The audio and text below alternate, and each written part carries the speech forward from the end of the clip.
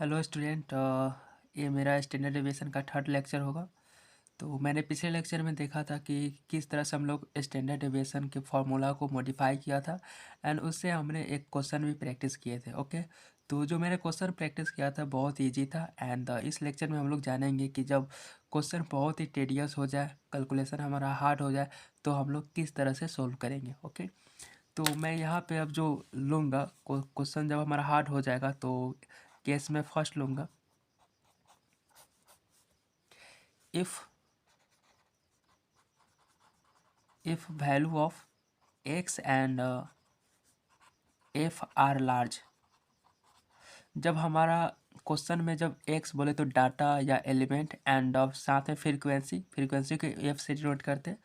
f हमारा जब large हो जाए, जब बहुत बड़ा बड़ा आने लगे, देन हम लोग जो कैलकुलेशन को इजी बनाने के लिए देन हम लोग क्या करेंगे, कैलकुलेशन को इजी बनाने के लिए कैलकुलेशन को क्या बनाने के लिए इजी बनाने के लिए हम लोग दो मेथड पढ़ेंगे। पहला मेथड होता है मतलब प्रॉब्लम को सोल्व करने के लिए जो पहला मेथड चाहे पहला स्टेप उठाएंगे, पहला स्टेप लेंगे स्टैंडर्ड डेविएशन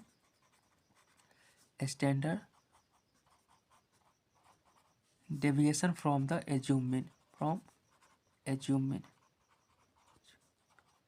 पहला स्टेप जो हम लोग लेंगे कि हम लोग एज्यूम मीन के हेल्प से हम लोग स्टैंडर्ड डेविएशन को निकालेंगे एंड जो मैं दूसरा स्टेप लूँगा standard deviation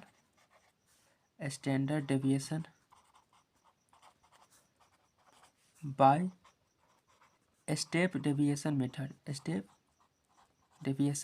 method. I hope ये नाम आपको जाना पहचाना होगा। एज्यूम मीन हमने पढ़ा था जब हम लोग मीन का क्लास कर रहे थे, तो उसमें हम लोग मीन निकालने के डिफरेंट तरीका पढ़ा था, जिसमें हमने एक पढ़ा था एज्यूम मीन मेथड एंड दूसरा पढ़ा था स्टेप डेविएशन मेथड। सेम वही फॉर्मूला है, वही कॉन्सेप्ट है, वही कॉन्सेप्ट को लेकर मैं यहाँ पे स्टैंडर्ड डेविएशन निकालूंगा। ओके, तो मैं एज्यूमिन मेथड में क्या करता था कि मैं एक सेलेक्ट करता था, एक मीन को एज्यूम करता था कि चलो मान लिया कि ये मेरा मीन है एंड देन उससे हम लोग मीन को डिराइव करते थे या मीन कैलकुलेट करते थे। ओके, तो मैं ये दोनों को समझाने से पहले मैं चाहता हूँ कि आपको स्टैंडर्ड डेविएशन का जो फॉर्मूला होता है वो समझे, जिससे आपका क्लैरिफिकेशन बहुत ही अच्छा से हो जाएगा। तो मैं स्टैंडर्ड डेविएशन का फॉर्मूला क्या होता है, स्टैंडर्ड डेविएशन,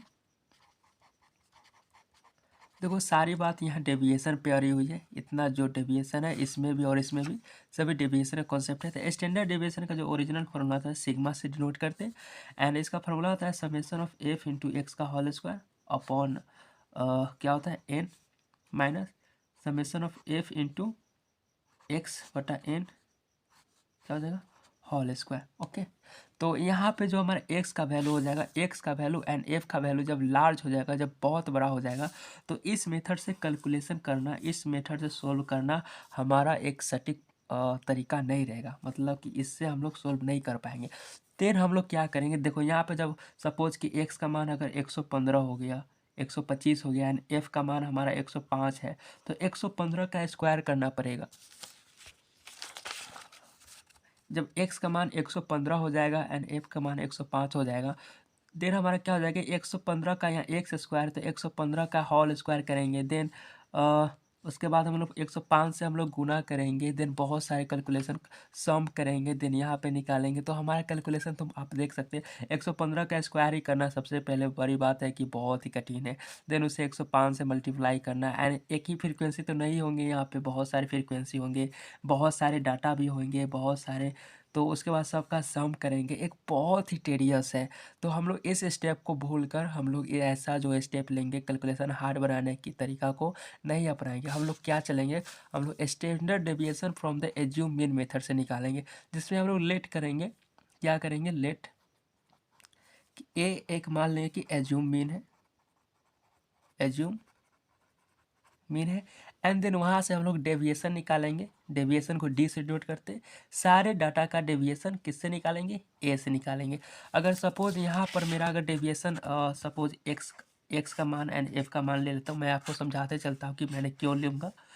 तो यहाँ पर अगर एक्स का मान हो जाएगा 105, 120, 125, 130, ओके, तो यहाँ पे देखो अगर एक्स स्क्वायर निकालना पड़ेगा तो बहुत ही लंबा हो जाएगा।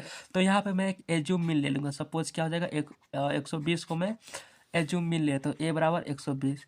तो यहाँ से जब मैं हम डेविएशन निकालूंगा, इसको तो मैं भूल जाऊँगा, अब एक्स स्क्वायर तो नहीं निकालूंगा, डी का मान निकालूंगा तो क्या हो जाएगा मेरा, डी बराबर हो जाएगा एक्स माइनस ए। ई मैंने क्या ले लिया, एज्यूम मीन मान लिया इसको।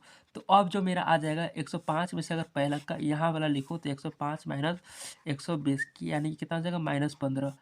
फिर यहाँ का जो डेविएशन आ जाएगा क्या हो जाएगा, ये D1 हो जाएगा, ये D2 100, इसको 120 माइनस 120 तो ये तो हमारा 0 हो गया।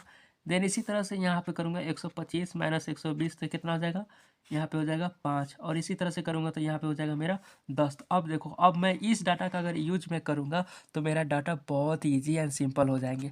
तो इसी तरह से मैं यहाँ पे अब एक्स ना लिखकर क्या लिखूँगा, डी लिखूँगा। तो मेरा फार्मूला चेंज हो जाएगा एंड सिग्मा को हम लोग सिग्मा एक्स से डिनोट करेंगे। तो हमारा फार्मूला हो जाएगा summation of F into D का square upon N minus summation of F into D बटा एन का होल स्क्वायर। ओके, सॉरी, इस पर रूट चढ़ जाएगा एंड हमारा फार्मूला कुछ इस तरह के रूप में बदल देगा। तो आपने देखा कि किस तरह से अगर मेरा आपका F and x and F का वैल्यू लार्ज हो जाएगा तो हम लोग किस तरह से बनाएंगे, एज्यूम मीन मेथड से हम लोग स्टैंडर्ड डेविएशन का कैलकुलेशन करेंगे। तो यहाँ जो डी का वैल्यू हो जाएगा बहुत ही छोटा छोटा हो जाएगा एंड डी अगर डी स्क्वायर करेंगे तो अब यहाँ पे क्या करना पड़ जाएगा, 15 का स्क्वायर करना पड़ेगा, 0 का स्क्वायर, 5 का स्क्वायर एंड 10 का स्क्वायर। तो इससे जो कैलकुलेशन होगा इससे तो बहुत लाख गुना ईजी हो जाएगी। ओके, तो हम लोग अब जो नेक्स्ट निकालेंगे अब होगा standard deviation by the step deviation method. And सबसे पहले मैं आपको बता दूं कि यहाँ पे कुछ नहीं है, फार्मूला वही रहेंगे, सॉरी इसमें रूट चलाना भूल गया, फार्मूला वही रहेंगे, बस एफ यहाँ एक्स की जगह पर क्या आ जाएगा, डी आ जाएगा। Summation of F into X है, summation of F into X upon N है, तो यहाँ एक्स की जगह पर क्या आ जाएगा, डी आ जाएगा। ओके, बाकी कोई चेंज नहीं रहेगा, एकदम सेम फार्मूला है। And now step deviation method में standard deviation by step deviation method. तो स्टेप डेविएशन मेथड जो मैंने जो मीन निकालने वाला जो जब मैं मीन का क्लास कर रहा था तो उसमें आपने पढ़ा होगा कि स्टेप डेविएशन मेथड में हम लोग एक स्टेप और बढ़ जाते हैं। डी का मान ले लेते हैं एक्स माइनस ए अपॉन क्या कर लेते हैं, एच ले लेते हैं। एच हमारा क्लास इंटरवल का साइज होता है। जैसे मैं एक एग्जांपल में फिर लेता हूँ, आपको इजी में समझ में आ जाएगा। एक्स का मान एंड इधर हो जाएगा मेरा एफ का मान। तो एक्स का मान अगर 10 से 20 हो गया या 20 से 40 हो गया, 20 से 30, 30 से 40 हो गया, तो मैं यहाँ जो लूँगा एक्स तो मेरा ये तो मेरा क्लास इंटरवल हो जाता है। एक्स कैसे निकालते हैं, इसको पहले हम डिस्क्रीट फ्रीक्वेंसी डिस्ट्रीब्यूशन में सोल्व करते हैं। तो एक्स का मान हो जाएगा, यहाँ एक्स निकालते क्या, एक्स हमारा होता है मिड टर्म, मिड पॉइंट। तो मिड पॉइंट क्या हो जाएगा, 10 और 20 का हो जाएगा 15 एंड 25, 20 एंड 30 का मिड पॉइंट हो जाएगा 25 एंड 30 से 40 का हो जाएगा 35। ओके, तो यहाँ मेरा एक्स वैल्यू निकल गया एंड एच वैल्यू क्या हो जाएगा मेरा, ये दोनों क्लास इंटरवल का साइज, क्लास का साइज कितना है, एच का मान यहाँ हो जाएगा 10। ओके, एंड देन यहाँ ए मैं यहाँ पे कोई एज्यूम मान लूँगा कि हाँ मेरा एज्यूम है 25 ए। तो आपने देख लिया कि कैसे मैं ए का मान निकालूंगा, एक्स का मान तो ये दिया हुआ है, ये तो निकाल लूँगा। एच का मान क्या होता है, एच का मान होता है क्लास का साइज कितना है, 10 और 20 का इंटरवल कितना, 10 और 20 में डिफरेंस कितना है, 20 माइनस 10, यानी कि क्लास का साइज है हमारा, या इसको क्लास विड्थ भी बोलते हैं। क्लास की चौड़ाई कितना है, 10। तो एच का मान हो गया 10। देखो 10 से 20 इसमें सब में सेम होना चाहिए। यहाँ 10 और 20 का डिफरेंस कितना है, 10 है। 20 और 30 का डिफरेंस कितना है, 10 है। 30 और 40 का डिफरेंस कितना है, 10 है। ओके, तो इस तरह से हम लोग स्टेप डेविएशन मेथड में निकालेंगे। देन हमारा जो फार्मूला चेंज हो जाएगा, समेशन ऑफ एक्स बराबर क्या हो जाएगा मेरा, सेम सब चीज़ वही रहेगा।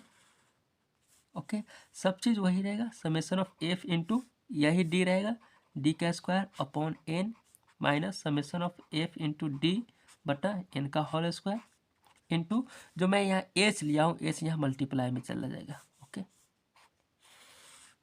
कुछ इस तरह से मेरा हो जाएगा फार्मूला।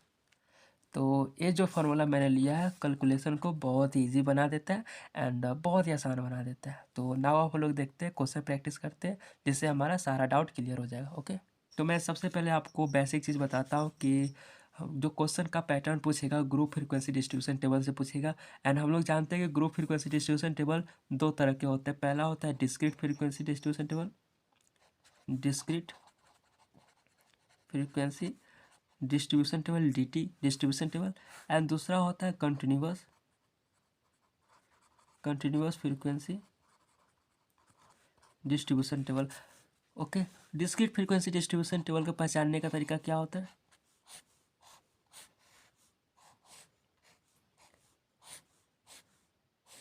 जैसे यहाँ एक्स का वैल्यू 10 हो गया, 15 हो गया, 20 हो गया, 25 हो गया, एंड एफ का वैल्यू 2, 3, 5, 3। ओके, एंड कंटिन्यूअस फिर देखो डिस्क्रीट फ्रीक्वेंसी डिस्ट्रीब्यूशन टेबल कुछ इस तरह से होता है। इसमें क्लास में जो एक्स का वैल्यू इंटरवल में नहीं दिया रहता है। ओके, यहाँ पे कंटिन्यूअस नहीं है, यहाँ पे ये अलग अलग है। 10 जो एक्स का वैल्यू 10 है, फिर 15 है, 20 है, 25 है, इसलिए इसको बोलते हैं डिस्क्रीट, क्योंकि अलग अलग है, कोई इंटरवल में नहीं है। लेकिन जैसे मैं इसको इंटरवल में ले लूँगा, जैसे यहाँ एक्स है, एफ है, मैं यहाँ इंटरवल ले लूँगा 10 से 15 के बीच का, 15 से 20 के बीच का, 20 से 25 के बीच का। तो इस तरह के जो डिस्ट्रीब्यूशन टेबल हम लोग बनाते हैं उसको बोलते हैं कंटिन्यूअस फ्रीक्वेंसी डिस्ट्रीब्यूशन टेबल। तो ये हमारा हो गया डिस्क्रीट फ्रीक्वेंसी, एंड यही हो गया मेरा कंटिन्यूअस फ्रीक्वेंसी डिस्ट्रीब्यूशन टेबल। 2, 3, 5, 20 से 25, 25 से 30, 25 से 30। ओके, 5, 2। तो इस तरह से होगा। तो इसको बोलेंगे कंटिन्यूअस फ्रीक्वेंसी डिस्ट्रीब्यूशन टेबल, इसको बोलेंगे डिस्क्रीट फ्रीक्वेंसी डिस्ट्रीब्यूशन टेबल। तो इसको भी इसमें भी हम लोग का जो सिग्मा का वैल्यू निकालेंगे दो तरीके से निकालेंगे, एज्यूम मीन मेथड से, एज्यूम मीन से, एंड दूसरा निकालेंगे स्टेप डेविएशन से, स्टेप डेविएशन मेथड से। तो जो हम लोग जो कैलकुलेशन करेंगे स्टेप डेविएशन मेथड से कैलकुलेशन करेंगे, क्योंकि step deviation method assume mean method का एक अच्छा वर्जन है बोले तो। इसको और इजी बनाने के लिए हम लोग स्टेप डेविएशन मेथड लेते हैं, जहां हम लोग का एज का वैल्यू दिया हुआ रहता है, तो हम लोग का इजी कैलकुलेशन और हो जाती है। तो हम लोग का calculation continuous frequency distribution table में भी जो कैलकुलेशन होगा स्टैंडर्ड डेविएशन का बोले तो सिग्मा का, इसमें भी दो तरीका से होगा, एज्यूम मीन मेथड से, एज्यूम मीन मेथड से, एंड दूसरा होता है स्टेप डेविएशन मेथड से।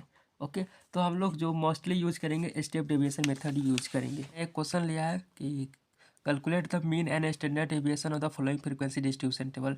यहाँ पे एक मेरा फ्रीक्वेंसी डिस्ट्रीब्यूशन टेबल दिया हुआ है, एंड बोला है कि mean and standard deviation calculate करके बताइए। तो सबसे पहले मैं क्वेश्चन देखकर मैं ये देखूंगा कि डिस्क्रीट है या फिर कंटिन्यूअस है। तो यहाँ पे जो फ्रीक्वेंसी डिस्ट्रीब्यूशन टेबल दिया हुआ है मेरा क्या है, कंटिन्यूअस फ्रीक्वेंसी डिस्ट्रीब्यूशन टेबल। कैसे पहचाने, क्योंकि यहाँ जो क्लास दिया हुआ है वीकली वेजेस, वीकली वेजेस बोले तो साप्ताहिक वेतन, पैसा है रुपया में दिया हुआ है, कि इसको बोलते हैं हम लोग क्लास। क्लास क्या है, इंटरवल में दिया हुआ है 4.5 से लेकर 12.5, 5.5 से लेकर 20.5। जब इंटरवल में रहता है तो उसको बोलते हैं continuous frequency distribution table. Okay, तो मैं यहाँ पे अब सोल्यूशन करूँगा। हाँ, तो एक और चीज़, तो इसको मैं स्टेप डेविएशन से निकालूँ या एज्यूम मीन मेथड से निकालूंगा। तो स्टेप डेविएशन मेथड में निकालने के लिए हमको एज का वैल्यू चाहिए। तो एज का वैल्यू क्या होता है, ये दोनों का साइज बोले तो क्लास का साइज़ क्या है, क्लास का साइज 12.5 में से 4.5 घटाएंगे तो 8 आएगा। तो सेम इसमें भी होना चाहिए, 20.5 में से 12.5 घटाऊंगा तो 8 आएगा। हाँ, तो मेरा एच का पॉइंट यहाँ पे 8 सेलेक्ट, एच कितना, एच का जो मान हो जाएगा 8 हो जाएगा, क्योंकि सब में सेम है। 20.5 में से 28.5 घटाऊंगा तो 8 ही आएंगे, यानी कि सारे का क्लास का जो साइज है, क्लास का विड्थ है क्या, सेम है, इसलिए हम लोग एच का मान 8 निकल जाएगा। इसका मतलब ये होगा कि हम लोग जो कैलकुलेशन करेंगे, calculation of standard deviation by क्या, स्टेप डेविएशन मेथड से करेंगे, स्टेप डेविएशन मेथड से करेंगे। ओके, जिसमें हम लोग को डी का मान निकालना पड़ता है, तो डी बराबर एक्स माइनस ए अपॉन एच, जहाँ पे एच बराबर मैंने सिलेक्ट कर लिया कितना, 8। अब हम लोग को ए का वैल्यू सिलेक्ट करना होता है, तो ए का वैल्यू एक्स का वैल्यू से निकालना पड़ेगा। तो ये हमारा एक्स का वैल्यू थोड़े है, तो मेरा क्लास दिया हुआ है, क्लास हम लोग का एक्स का वैल्यू क्या कैसे निकालते, हमने पिछले लेक्चर में भी डिस्कस किया था कि कंटिन्यूअस फ्रीक्वेंसी डिस्ट्रीब्यूशन टेबल को, कंटिन्यूअस को डिस्क्रीट में कैसे चेंज करते हैं, discrete continuous frequency distribution table को डिस्क्रीट फ्रीक्वेंसी डिस्ट्रीब्यूशन में कैसे सोल्व करते हैं, मैंने पिछले लेक्चर में डिस्कस किया है। तो इस लेक्चर में भी कंटिन्यूअस को सबसे पहले हम लोग डिस्क्रीट में चेंज करेंगे, एंड देन वहाँ से हम लोग एक्स का वैल्यू निकालते हैं। तो एक्स का वैल्यू क्या होता है, इन दोनों का मिड पॉइंट होता है। ओके, तो यहाँ पे मैंने क्वेश्चन को अपना टेबल में बनाया हूँ। तो वीकली बेसिस को मैं अपना क्लास में लिया हूँ, तो क्लास इंटरवल 4:30 से 5:30 12:30 तक इसमें। देन इसका मिड वैल्यू निकालूंगा, तो मिड वैल्यू इसका कुछ हो जाएगा मेरा 12 12 4 16 17, 17 का मिड वैल्यू हो जाता है 17। देखो मिड वैल्यू कैसे निकालते हैं, मिड पॉइंट कैसे निकालते हैं, मिड पॉइंट अगर इसका बात करें तो मिड पॉइंट हो जाएगा 12.5 प्लस 4.5 अपॉन 2। तो 12 4 16 1 17.2 यानी कि 8.5। इस तरह से इसका मिड पॉइंट 12.5 12.5 प्लस 20.5 बटा 2। तो 12 20 हो जाएगा 32, 32 एक 33 पॉइंट हो जाएगा 2, यानी कि इसका वैल्यू हो जाएगा मेरा 16.5। इसी तरह से इसका भी निकालूंगा 20.5 प्लस 28.5 बटा 2, 20.5 प्लस 28.5 एंड इसका हो जाएगा 20 40 8 48 49, 49/2 यानी कि 24.5 हो जाएगा इसका वैल्यू। ओके, तो मैं इसको अपना टेबल में लिख देता हूँ। मिड वैल्यू इसका हो जाएगा हमारा 8 पॉइंट समथिंग 8.5, इसका वैल्यू हो जाएगा मेरा 16.5 एंड इसका वैल्यू हो जाएगा 24.5। तो यहाँ आप देख सकते हैं 8 का इंक्रीमेंट है, तो मैं भी लिख दे रहा हूँ 8 का इंक्रीमेंट 40.5, 48.5, 56.5, सॉरी 54 8 8 16 सही है। 56 के बाद 64.5 एंड 72.5। ये हो गया मेरा एक्स का वैल्यू। तो एक्स का वैल्यू में से मैं किसी एक पॉइंट को सिलेक्ट करूंगा जो मेरा हो जाएगा ए का वैल्यू। तो एक ए क्या है हमारा, ए होता है एज्यूम मीन। क्या होता है, एज्यूम मीन। तो यहाँ पे सबसे पहले मैं ए पॉइंट सिलेक्ट करूंगा। तो ए मैंने सपोज मान लिया कि 32 मेरा क्या है, ए वैल्यू है। तो ए का मान हो जाएगा यहाँ पे 32.5 32.5। देन हम लोग क्या निकालेंगे, ए फ्रीक्वेंसी दिया हुआ है तो फ्रीक्वेंसी वाला टेबल यहाँ कॉलम बना लेंगे।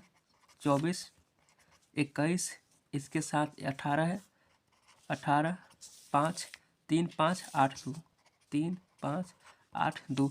देन हम लोग को क्या कैलकुलेट करना पड़ेगा, स्टेप डेविएशन कैलकुलेट करना पड़ेगा। तो डी का वैल्यू कैलकुलेट करना पड़ेगा एक्स माइनस ए का वैल्यू मैंने कितना सिलेक्ट किया है 22.32.5।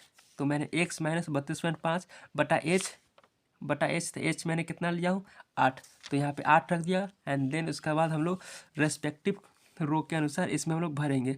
तो यहाँ पे इसका जब इसमें भरना होगा तो एक्स का मैंने कितना है यहाँ 8.5 रखेंगे माइनस 32 घटाएंगे, यानी कि डी का वैल्यू हो जाएगा, डी का वैल्यू इस कॉलम के लिए 8.5 माइनस 32.5 बटा 8। जब इसमें से घटाएंगे तो जाएगा -24 बटा 8, यानी कि आ जाएगा -3। तो यहाँ पे कितना आ जाएगा मेरा -3। फिर इसके लिए देखना पड़ेगा। तो एक्स का वैल्यू कितना है 16.5, क्या जाएगा 16.5 माइनस 32.5 अपॉन 8। तो 16 दूना 32, 16 बटा 8 यानी कि हो जाएगा -2। यहाँ जाएगा -2। उसी तरह से यहाँ पर देखेंगे 24.5 रखेंगे, 24.5 माइनस 32.5 बटा 8। तो 8 3 24, 8.5 हो जाएगा, सॉरी 8 हो जाएगा। तो 8 में से 8 गया तो कितना हो जाएगा 1, या नेगेटिव के साथ तो -1। तो यहाँ जाएगा -1। यहाँ आप देख सकते हैं -1 आ रहा है, यानी कि 3 2 1 तो 0 हो जाएगा, 1 हो जाएगा, 2 हो जाएगा, 3 हो जाएगा, 4 हो जाएगा, 5 हो जाएगा। ओके, नाउ अब हम लोग standard deviation method standard deviation का फॉर्मूला जानते हैं। सिग्मा बराबर क्या होता है, रूट अंदर summation of F into D का square upon N minus summation of F into D का अपॉन एन का होल स्क्वायर इंटू, और स्टेप डेविएशन में चल रहे तो इसलिए एच से मल्टीप्लाई कर देंगे। ओके, तो मेरा यहाँ कैलकुलेशन क्या क्या करना पड़ जाएगा, सबसे पहले F into D then F into D का स्क्वायर। तो मैं यहाँ सबसे पहले कैलकुलेट करेंगे एफ इंटू डी, बोलो तो डी वैल्यू यहाँ से और एफ वैल्यू यहाँ से। तो 4 तिहाई -12, 24 दूना -48, 21 से कम, 21 में 1 से गुना करेंगे तो -21। एफ इंटू डी वैल्यू निकाल लो, एफ इंटू डी का 0 हो जाएगा, 5 हो जाएगा, 3 दूना 6, 5 तिहाई 15, 8 चौका 32, 5 दूना 10। देन इसका क्या निकालूंगा, समेसन। तो जब मैं इसको टोटल सम करूंगा, जब इसको करूंगा तो मेरा आ जाएगा -13। 13 क्या हो जाएगा, summation of F into D. Okay, अब इसी तरह इस कॉलम को भी निकालूंगा। तो इस कॉलम को निकालने के लिए सबसे पहले हमको डी स्क्वायर का वैल्यू निकालना पड़ेगा। तो डी स्क्वायर का सबसे पहले वैल्यू निकालेंगे तो डी स्क्वायर का क्या हो जाएगा, 3 का स्क्वायर 9, 2 का स्क्वायर 4, एक इसको पहले लिखना पड़ता, मैं भूल गया था इसलिए लिख दे रहा हूँ बाद में ही, कोई दिक्कत नहीं है। 1, 2 का स्क्वायर 4, 3 का स्क्वायर 9, 4 का स्क्वायर 16, 5 का स्क्वायर 25। ओके, ये क्या है, डी स्क्वायर है। तो नाउ अब हम लोग क्या निकालेंगे, F into D square. F into D square इसको कैलकुलेट करने के लिए, तो एफ का वैल्यू कहाँ है 4, डी का स्क्वायर है 9, यानी कि 4 9 36, 24 चौका कितना होता है 96, 21 से कम 21, 18 में जीरो करेंगे 0, 5 से कम 5, 3 चौका 12, 5 9 45, 8 16, 16 8 112, 128, 25 दूना 50, एंड देन इसको सम करेंगे, टोटल को सम करेंगे तो मेरा कुछ आ जाएगा 393। ये जो वैल्यू होगा क्या रहेगा, summation of F into D का स्क्वायर। ओके, नाउ इसमें हम लोग पुट कर देंगे तो सिग्मा बराबर हो जाएगा एच का वैल्यू मैंने कितना लिया 8, एच का वैल्यू क्या होता है, ये दोनों का साइज होता है, तो डिफरेंस कितना है ये दोनों का 8 है, तो एच का वैल्यू है 8 गुने एफ इंटू डी कितना है, एफ इंटू डी का स्क्वायर 393, 393 अपॉन एन। हाँ, एन तो वैल्यू निकालना मैं भूल किया था, एन होता है टोटल फ्रीक्वेंसी, जब टोटल फ्रीक्वेंसी इसको हम लोग सम करेंगे तो एन का वैल्यू कितना आ जाएगा मेरा 90 होता है। ओके, एन को हम लोग समेशन ऑफ एफ भी बोलते हैं, समेशन ऑफ एफ बोलते हैं टोटल फ्रीक्वेंसी। ओके, तो एन का वैल्यू मेरा यहाँ पे हो जाएगा कितना 90 minus summation of F into D, summation of F into D मेरा है -13। ओके, एंड एन का वैल्यू मेरा 90, तो कितना हो जाएगा इसका होल स्क्वायर रूट अंडर, तो समय सिग्मा का मान हो जाएगा 8 गुने, जब इसको कुछ कैलकुलेट करेंगे और इसको आप कैलकुलेट कीजिएगा तो सिग्मा का मान जो आ जाएगा 16.164 किस में रुपया पैसा में आ जाएगा। ओके, तो ये तो मेरा हो गया स्टैंडर्ड डेविएशन। अब हम लोग क्या निकालना पड़ेगा, हम लोग को अब मीन भी निकालना पड़ेगा। तो मीन हम लोग चलेंगे एज्यूम मीन मेथड से।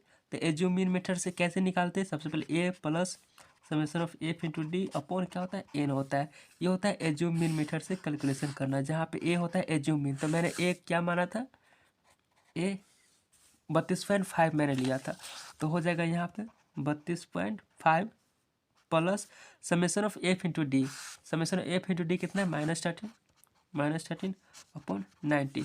तो यहाँ से आप कैलकुलेट कीजिएगा मीन, इसको जब कैलकुलेट कीजिएगा तो आ जाएगा मेरा 31 पॉइंट एंड सॉरी डी जो वैल्यू है, डी का मान क्या होता है एक्स माइनस ए अपॉन एच है, तो एच तो लेना भूल ही गया था, तो यहाँ एच से मल्टीप्लाई होता है, एच से मल्टीप्लाई, तो एच का वैल्यू कितना है 8 है। ओके, सही से ई क्या है एज्यूम मीन स्टेप डेविएशन है, स्टेप डेविएशन है, क्योंकि मैंने एक्स माइनस ए के साथ एच भी लिया। ओके, तो ये स्टेप डेविएशन मेथड से मैं मीन निकाल रहा हूँ, तो इससे गुना किया तो कितना, इसको जब कैलकुलेट करेंगे तो आ जाएगा मेरा 31, ये भी किस में रहेगा पैसा में रुपया में। तो कुछ इस तरह से हम लोग कैलकुलेट करते हैं। और मैं हमको कैसे पता चला कि यहाँ पे एच छूट गया, क्योंकि जो मैं एच का जो मान लिया था क्या हो गया था, एक्स माइनस ए अपॉन एच लिया था, डी का मान था एक्स माइनस ए अपॉन एच था, तो एच का वैल्यू तो देना पड़ता, इसलिए हमको लगा कि छूट गया, इसलिए मैं सुधार लिया अपने आप को। तो इस तरह से हम लोग कैलकुलेशन करते हैं, कुछ है नहीं, बस खाली इसको बनाना पड़ता है, इसको कैलकुलेट करना पड़ता है। देख लिए कि आप बिना कैलकुलेटर की हेल्प से, एंड इतना बड़ा प्रॉब्लम को मैंने सोल्व कर दिया, बहुत ईजी मेथड है। तो नेक्स्ट हम लोग का जो टॉपिक रहेगा जिसमें हम लोग जानेंगे variance and coefficient of variance. Okay, तो मिलते हैं फिर नेक्स्ट वीडियो में, जब तक के लिए बाय, थैंक यू।